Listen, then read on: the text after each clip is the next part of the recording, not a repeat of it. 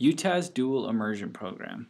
How has Utah's popular language program influenced the administration and faculty on second language acquisition? A Folklinguistics project by Jacob Broadhead and Francesca Isaiah. In a recent research study conducted by the Center for Applied Linguistics, fewer public elementary schools than before are teaching foreign languages in school.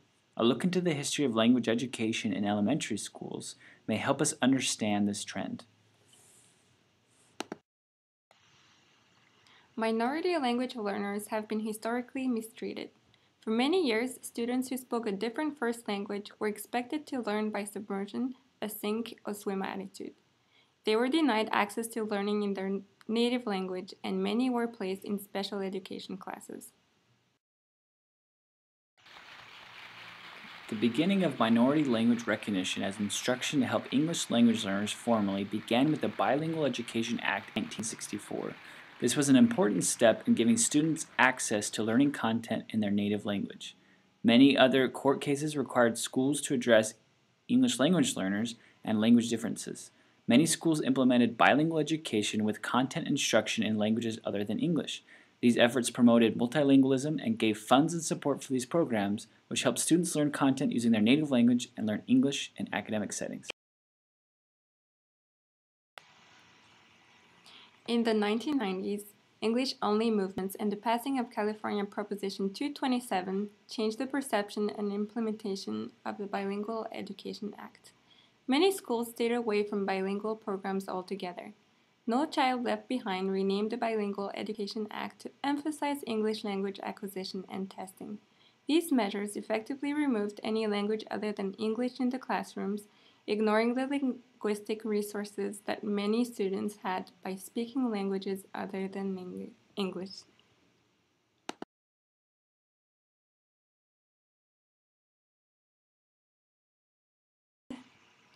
For many years, studying foreign languages in elementary schools was simply a module or section of the day meant to introduce or expose students to other languages and cultures.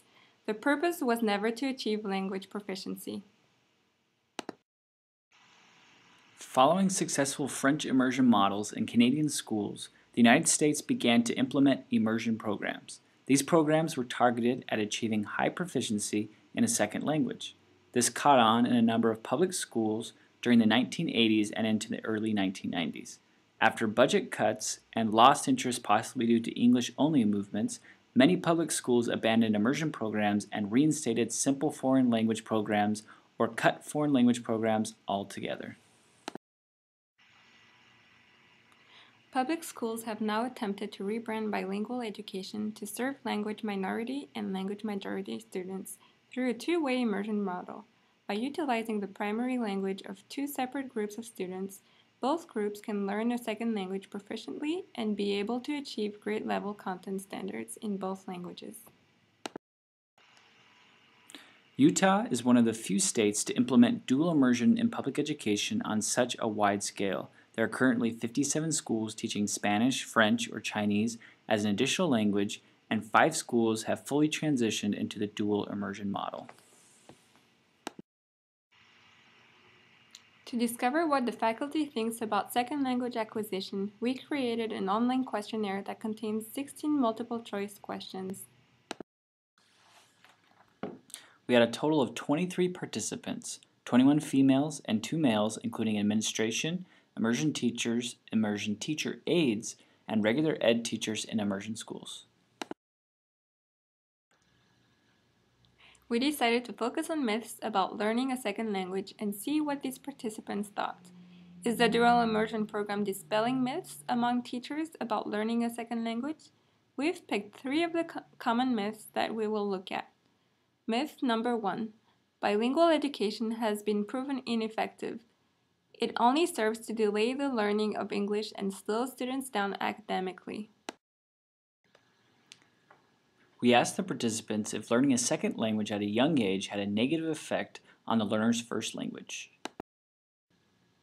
Our data indicates that most people believe that learning a second language at a young age is positive, but some still believe that it has a negative effect or no effect on the acquisition of the first language. Research shows that interdependence is necessary for the simultaneous acquisition of both languages. That contradicts the myth that the second language has a negative effect on the first language. Myth number 2. The older a person is, the harder it is to acquire a second language. We asked the participants when is the best time to start learning a foreign language. Our data confirms that the myth still exists that the earlier the better. 14 out of 23 people indicated that the best time to start is kindergarten. Concerning foreign language learning, some researchers say the earlier the better. However, learning a second language in a school setting is different from learning it at home.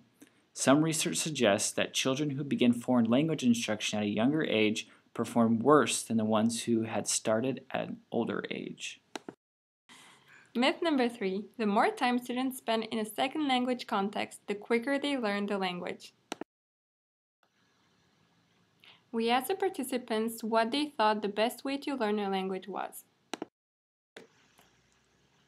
The results show that about half favor the dual immersion model, while almost as many still favor a total immersion experience.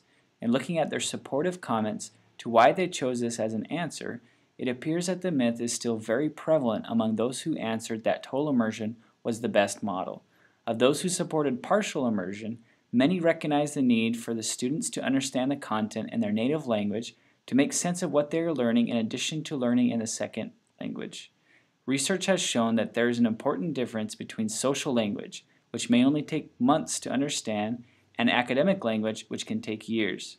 Researchers have suggested that it may take 4 to 6 years to acquire the level of proficiency for understanding the language and its instructional uses.